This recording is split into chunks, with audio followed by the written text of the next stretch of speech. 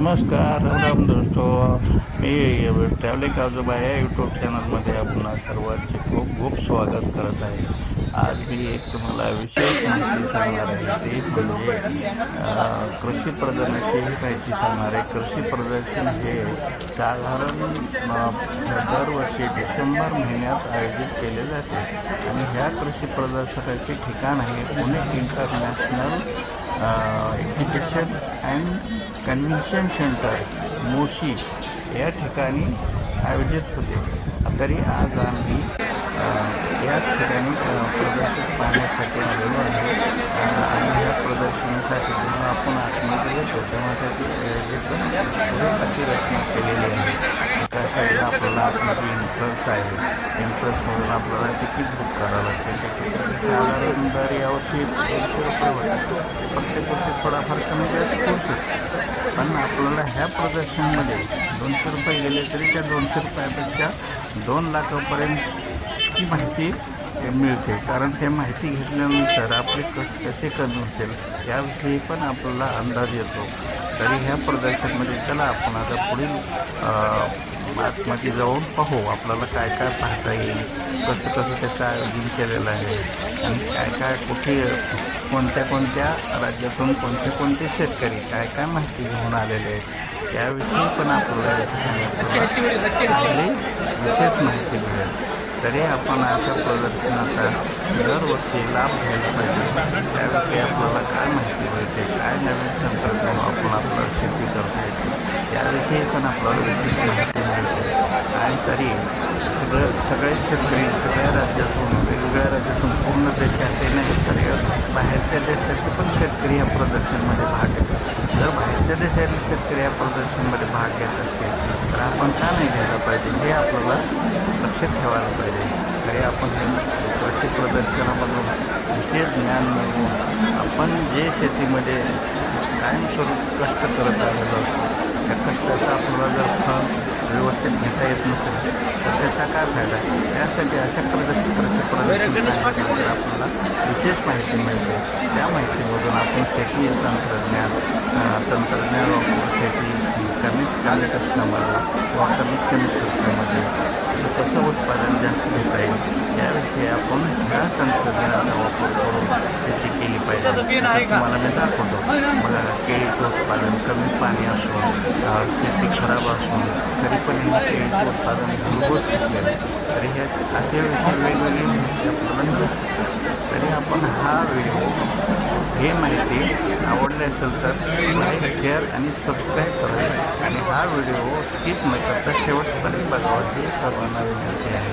तसेच बघा आता ह्या शेतीमध्ये वेगवेगळे माती वापरून फुलांचे उत्पादन कसं घेतलं, वेगवेगळी फुले कशी केली हे उत्पादन केलं. तसंच महाराष्ट्र सरकारचे पण बरेच शेतीमध्ये प्रोजेक्ट असतात. महाराष्ट्र सरकारच्या प्रोजेक्टमध्ये आपल्याला कोणती बी बियाणे कोणत्या जमिनीसाठी कशी वापरायची आणि ती कुठे मिळतात आणि कोणत्या डिपार्टमेंटला संपर्क साधल्यानंतर आपल्याला माहिती हे पण महाराष्ट्र शासनाच्या प्रदर्शनमध्ये माहिती मिळू शकते. तसंच आपले नाव नोंदणी पण या ठिकाणी करण्याची सोय आहे आणि ते सगळी माहिती आपल्याला देते. एवढंच नाही लिंक पण देण्याची ते योजना त्यांनी आखलेली असते.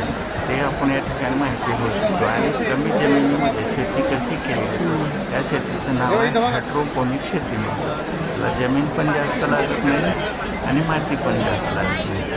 ही एकदम माती विरहित शेती कशी केली जाते हे याचं मला एक उदाहरण आहे. आता ह्याच्यामध्ये तुम्ही पुढे पाहाल तर पण एका झाडाला किती टमाटे लागतात ते तुमच्या लक्षात येईल. एका झाडाला साधारणतः 5-6 किलो टमाटे लागले मी स्वतः पाहिलेले. तर आपण झाडे लावतो शेतामध्ये पण ते सगळे कधी जळून जातात कधी त्याच्यावर रोग पडतो हे आपल्याला फवारणी मारून सगळे खराब होतात. तरी आपण हे सगळं लक्षात घेतलं पाहिजे की फवारणी न करता सगळं शेती होऊ शकते. त्याची काळजी कशी घ्यावी याविषयी आपल्याला विशेष माहिती ह्या व्हिडिओमध्ये तुम्हाला मिळणार आहे. तरी आपण वेगवेगळे व्हेरियस ट्रेनिंग प्रोग्राम पण असतात कंपनीचे. एक कंपनीचे ट्रेनिंग प्रोग्राम असतात, महाराष्ट्र शासनाचे पण ट्रेनिंग प्रोग्राम असतात. कल्सिकल तंत्रज्ञान कसं वापरायचं याविषयी पण तुम्हाला इथं माहिती सांगितली आहे. शासनाचे प्रोजेक्ट बरेच इथं असतात. तसेच शेतीची मशागत बिना नांगरणी खुरपणी करता कशी केली जाईल, कारण जे लोक जी शेती करतात ते बिना खुरपणीची नांगरणीची करतात. कारण नांगरण केल्यानंतर तिथली माती वाहून जाते किंवा मातीची झीज होते. ती झीज होऊ नये म्हणून त्यासाठी शेतीत काय करावं लागतं याविषयी पण इथं माहिती सांगितली आहे. हे बघा बऱ्याच शेतकरी हे बिना नांगरणी खुरपणी करता ही शेती केलेली आहे. कसं केलं जातं त्याचे तण कसं मारलं जातं आणि त्यामध्ये पीक कसं जास्तीत जास्त घेतलं जातं त्याच्याविषयी पण माहिती घेतली जाते. तसंच मी एका शेतकऱ्याला विचारलं, त्यांनी मला विचारलं की तुम्हाला शेती मला शेती नाही, पण त्या शेतीचं उत्पादन कसं घेतलं जातं याविषयी पण त्या शेतकऱ्याने मला सांगितलं. त्या शेतकऱ्याने सांगितले की मी एका एकरामध्ये जवळजवळ 20 क्विंटल सोयाबीन काढलं. त्या शेतकऱ्याने मला सांगितलं तर बघा हे असं त्यांचे उत्पादन करण्याची पद्धत आहे. उत्पन्न दिनाला कमी पाण्यामध्ये कमी मशागतीमध्ये कसं उत्पादन करावं याविषयी पण सगळी माहिती येत आहे. हे बघा याच्यामध्ये माती विरहित जमिनीमध्ये त्यांच्या माती किती घेतलेले हे ते कोको हे वापरून भुस्यामध्ये शेती केली जाते. त्याला माती पण लागत नाही. त्या बिना मातीच्या शेतीमध्ये शेती करता येते हे सुद्धा आपल्याला ह्या प्रदर्शनमध्ये माहिती मिळते. तसेच आणि पुढे आपल्याला विविध प्रकारचे उपकरणं कशी वापरली जातील याविषयी पण माहिती आहे. आपण शेतामध्ये मातीची परीक्षण कसे करता येते याविषयी पण इथं माहिती दिलेली आहे. त्या जमिनीत काय काय आपल्याला माहिती मिळते आणि हे मातीचं परीक्षण केल्यानंतर त्याविषयी त्या मातीमध्ये आपण कोणती पिकं घेतली जाते याविषयी पण इथं सांगितलेलं आहे. आणि विशेष म्हणजे हे सूर्यफूलचे प्रकार यांनी दाखवलेले आहे. सूर्यफूल हे पण बिना मातीच्या जमिनीत लावलेलं आहे.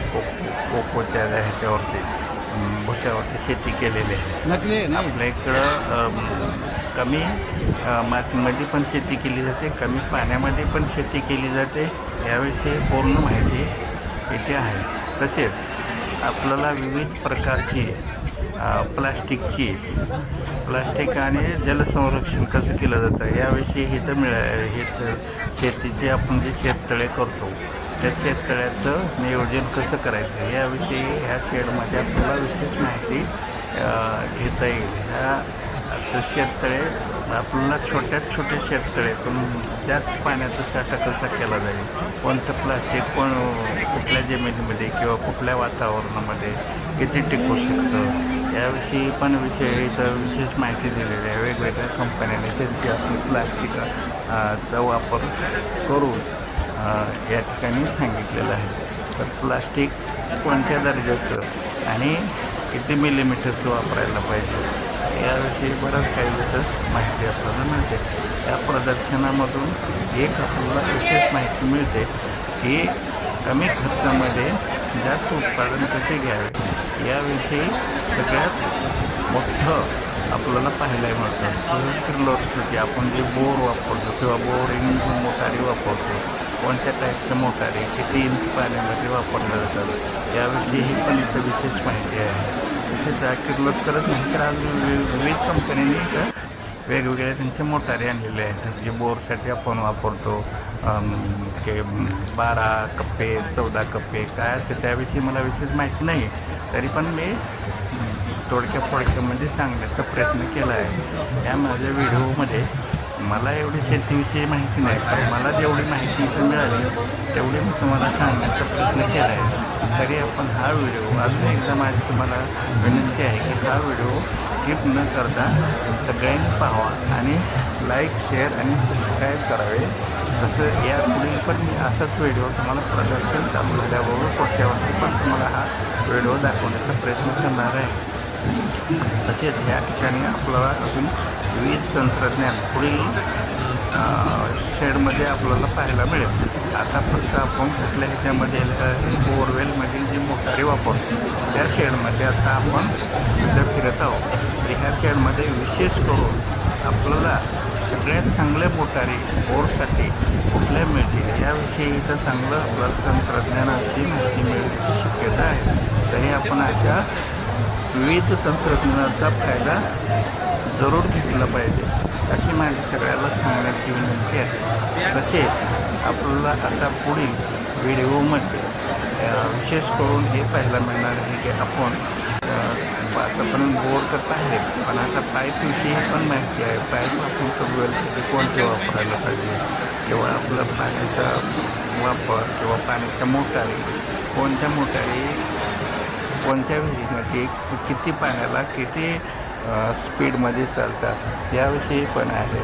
तसेच अजून पुढे काही शेती आहे जी माळरान जमिनी असतात, तिथं आपण बांबूचं उत्पादन भरपूर घेऊन बांबूच्या उत्पादनामध्ये पण आपण चांगलं इन्कम घेऊ शकतो आणि बांबूला काही पाणी जास्त वापरण्याची गरज नाही असं ते बांबू करणारे शेतकरी म्हणतात.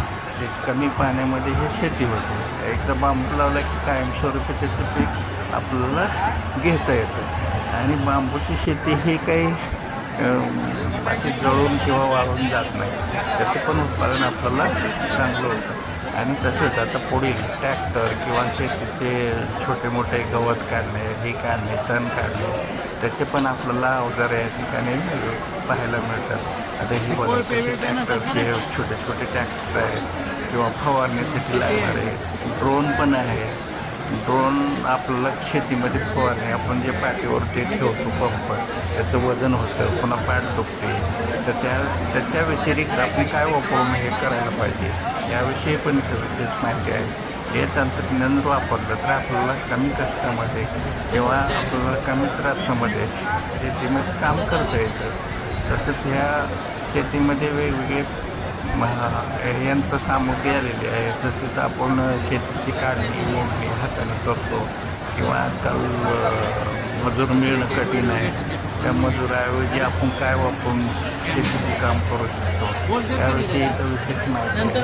तसेच शेतकऱ्यांनी आपले पूर्ण यंत्र कशी घेऊन आलेले ट्रॅक्टर आहेत, मोठे मोठे अवजार आहेत, मशीन आहेत, शेतीकडे काढणी यंत्र आहेत, मळणी यंत्र आहेत. तसेच विशेष म्हणजे या ठिकाणी सर्व शेतीमध्ये आपण धान्याच्या शेवटी खळेमळे कशी करतो त्याविषयी एवढंच नाही तर पोतेसुद्धा खायला मशीन आहे, विणायला मशीन आहे, याविषयी सगळी माहिती इथं दिलेली आहे. तरी हे कृषी प्रदर्शन माझी सगळ्याला विनंती आहे किसान बांधवांनो की तुम्ही हे प्रदर्शन जरूर प्रत्येक वर्षी पाहावे, कारण ह्या असले प्रदर्शन असली संधी पुन्हा येणे नाही. तरी सर्वांनी हे शेवटपर्यंत पाहायला पाहिजे.